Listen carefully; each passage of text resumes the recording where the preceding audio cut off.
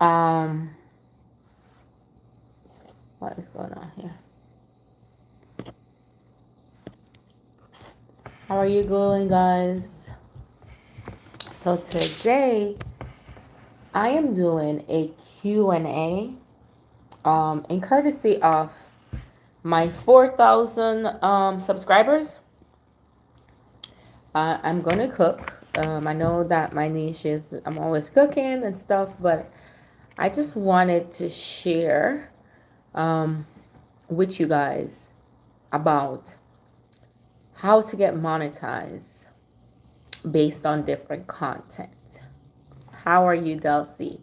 So I'm just doing a 30 minutes wrap up here, and I'm just going to talk about if you're a YouTube creator and how to be monetized based on your niche. And I am doing this because I am now 4,000 subscribers, and I just want to give back to my community. For anyone who are interested in becoming YouTube creator, I'm cooking chicken this evening, so I'll be cooking shortly. But I'm doing this for 30 minutes, and then I come back. Um, Thank you so much. I'm going to come back on after. So, the topic today is how to be monetized if you are interested in becoming a YouTube creator. And also, I'm going to do another video another time when I reach 5,000, how to grow your channel. So, oftentimes when you hear about YouTube, people always try to figure out, do I have to do what everyone else did to be a part of the trend in order for me to get views on YouTube? As I say, I think he was like 13-year-old last night. He asked me, he said he does cooking and he wants to know if I think if he goes on YouTube, if people will watch his video. And my thing to him was like, yeah, go ahead. Here's my journey on YouTube. So I started YouTube 7 years ago. And I was just doing YouTube for fun. I would post one video, I should go for a walk. Yes, I'll post a video like once a year, but I would not post again. And I wasn't doing it for monetization or even to grow my views. However, my channel was still growing despite of me not trying to grow my channel. I was just on there just for fun. Like I would use YouTube, I would use TikTok. It's just like me going on there and just posting randomly. Until it was like January of this year, I got an email from YouTube that, hey, you are, I think it says you're 500 or you're 1,000 subscribers, you can go live. So I was like, what does this mean? And so I started doing live videos, and that's how I started. First, I started out by just buying things with my kids and having them try it on YouTube because I was trying to go with the trend of what everyone else was doing at the time. However, my followers started to grow and it started to grow immensely. So one day I was like, I can't be eating these crappy food all the time. Okay, no problem, Dulcie. So I can't be doing these reviews all the time because most of the foods you're eating on outside is not healthy. So I decided to start a cooking. I start cooking some meals, and then I realized that I start having a lot of requests of persons asking, sending messages, when are you going live again? What are you cooking today? Like you just saw in the comment here, they're asking me, what are you cooking? I'll come back later when you start cooking.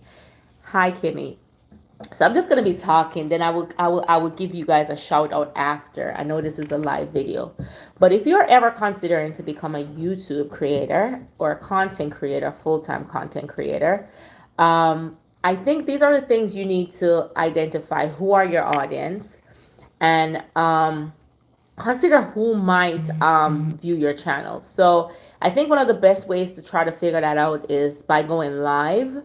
And then even if it's just 5 persons on there, at least you know what they're interested in, what they're talking about. Thanks. What they're interested in, what they're talking about. And so that way you can create your own niche. While there are persons who come on YouTube who get monetized in like a month, there are persons who come on YouTube who get monetized in a week. This might not be your journey. And so you got to understand that going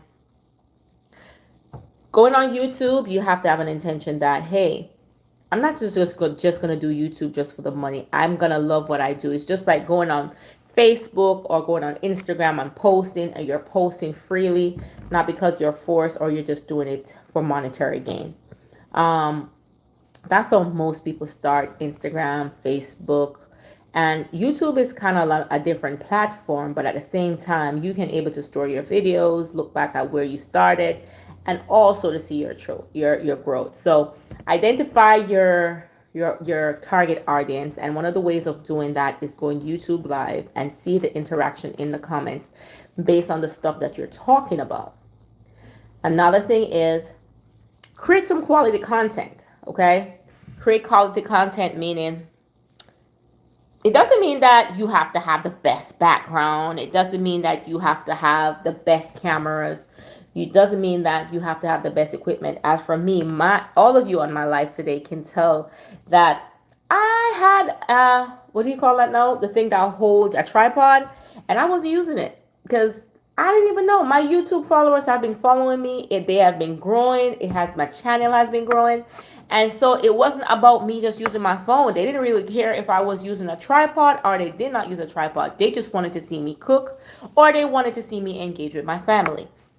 So there you see that it doesn't matter the type of equipment you have, but at the same time, you want to improve as time goes by with the quality. Okay. See here, I'm in my sunroom and I have my cell phone, and I'm basically doing this video for you guys because I just want to give back to my vloggers out there who are trying to become YouTubers and are struggling in either getting the watch time or getting the public watch time, or getting the followers. And I just want to give back to you guys some of the tips that I've used. How do I promote my social media? I do not promote my social media on my Instagram because I want to separate the two audience, right? Because remember, my Instagram account was there prior to my YouTube account. And so I did not want to make it a conflict of interest. However, I do promote my Instagram page on my YouTube page. So my new audience can dive in a little more. Who wants to know me more personally can dive over to my Instagram page. Okay, in which I've had YouTubers asked about, hey, what's your Instagram page? No, my Instagram link. I have an Amazon storefront now on my YouTube page. I have my Facebook link on my YouTube page. I have my Instagram, and I have my TikTok. So if you guys want to go over and follow, you guys could do that. And so you guys could also add that to your account to also promote followers on your other platform, but also you're building relationship on YouTube. Choose a product that you try to advertise. Like for me, I use a lot of Grace products because I'm always cooking Caribbean food. So it's either Caribbean, Central America, Spanish influenced dishes I normally cook. And so for that, there are certain particular products that I use. If I don't know the products that I'm using, I'd rather not use them. Or if I've never used it before, I don't want to be on here promoting that I bought this and I bought that and I've never tried it. And so you guys have watched me on my channel cook in Jamaican style from scratch. You guys watch me clean the meat. You guys watch me season, and I bring you guys through the process. Same thing. If I'm on the road, you guys watch me through the process, everything that I'm doing. And so therefore, we try to make sure that when we're creating content, that whatever we're attaching our brand to is something that we would use or something that we would recommend to our followers. Because what we got to understand, that YouTube followers are like our family. They're an extension of our family. These are people who take the time out of their time to sit down, watch you, and talk to you and have a conversation with you. And so when you're thinking about YouTube, no problem. I see you back when I'm cooking. When you're thinking about YouTube, you got to think about it as you're talking to your friends and you're trying to keep them engaged and entertained. For me, my YouTube channel is like I have my friends over, I'm cooking, they're watching me in the kitchen, we're talking, and they can't wait to see the outcome or to try the food. And so whatever your content is, it doesn't have to be, as I said, I started reviewing and then it turned into food because that's what my YouTube audience wanted to see, and I identify that through live videos. Okay? Engage with followers. You have to do live videos. I had over 4,000 watch hours, but I did not have 4,000 public watch time. And so that's two different watch time on YouTube. And this is something that you guys have to be aware of and know that, hey, watch hour and watch time is not the same thing. All right. So if you are considering in joining YouTube, and this is something you want to do, you have to have a long-term goal. Because at the same time, your audience will outgrow you. So you got to move with time and also keep your followers engaged. As you see, I'm on this live, and so many of my subscribers came on and they realized I am not cooking. I'm just here talking. And they're like, I'll see you later. They know I'm going to come back on and cook because they don't normally listen to me sitting down. But for some other subscribers, there might be, that's what they want to hear. They just want to hear what I have to say. Okay? And so at the same time, your YouTube channel can turn into, you could start off with a coaching. You could start off with, I've known one of my subscribers, and she's also a content creator, a motivational YouTube channel. It could be a consulting YouTube channel. You could even create a podcast. You could also do webinars. You could do so many things on YouTube. So don't limit yourself inside the box like, hey, I'm not getting monetized because I'm not going with the trend. You do not have to follow trends in order for your YouTube channel to grow. Your YouTube channel could grow. You just do your live videos, make sure that you're creating shorts, and make sure that you're engaging with your followers, making sure that you're replying to their comments. There's so many YouTubers. Like for me, I can tell you, there's some YouTubers that I reach out to and I will comment under their Instagram or I'll comment under their YouTube page and they reply to me. Those YouTubers are like family to me once they do that, because now I see that they care about me being in their community. But there are some YouTubers, you go under their page, you go under their Instagram, and you could say so much and they will never, never, ever respond. I have to give out, Keisha and Trey, they're a big YouTuber, like probably 2,000, 2 million, 3 million followers. And I tell you, I went on their Instagram and I commented under their post and they replied. I send them messages and they replied. So therefore, it makes me, they're always going to be a part of my family, because now I see they're not just a YouTuber, they really care about their subscribers. And so we want to stay engaged with our subscribers. When they send messages to us, we also want to reply. We also want to read them so we can build a community of followers that really loves and care about us. So when you're doing YouTube, just try keep in mind, you got to come up with a strategy.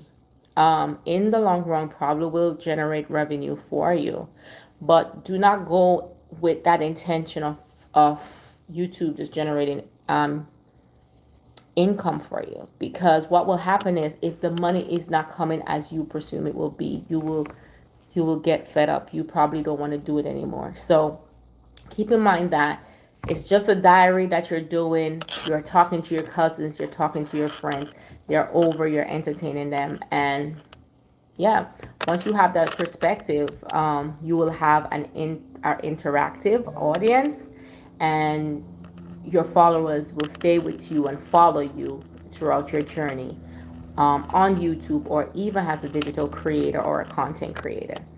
So that are my little niche to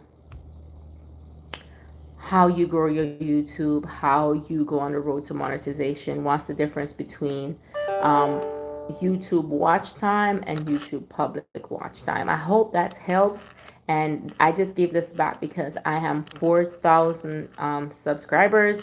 And honestly, guys, I must tell you, 3 months ago, I was like 1,000 subscribers. So every month I gain like 1,000 something, 600. So that is very good. So I hope you are successful on your YouTube journey, as we are all in this together. And I'll see you later when I start cooking. Okay? Bye.